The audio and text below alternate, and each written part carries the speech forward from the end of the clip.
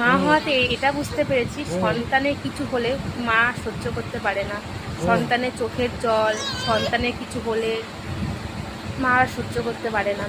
গতকালকে মেয়ের ভ্যাকসিন ছিল, তো ভ্যাকসিন দেওয়ানোর পরে মেয়ের তো খুব পায়ে ব্যথা, জ্বর পর্যন্ত চলে এসেছিলো। আজকে সারাদিন মিলে 3বার জ্বর এসছে, মেয়ের পায়ে ব্যথা।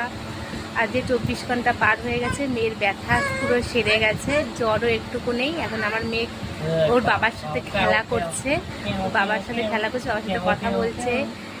সেটা দেখে নিজে মনে অনেকটা আনন্দ হচ্ছে, অনেকটা খুশি হচ্ছে। সন্তানে কিছু হলে সহ্য করা যায় না, সন্তানের ভালো মুহূর্তটা দেখলে সত্যি মাদের মন ভালো হয়ে যায়। আজকে মা হওয়াতে বুঝতে পেরেছি যে সন্তানের, প্রত্যেকটা মারা সন্তানদের কিছু হলে সহ্য করতে পারে না। এই যে ওর বাবার সাথে এখন এখানে খেলা করছে, আর ওর বাবার সাথে কথা বলছে আর খেলা করছে।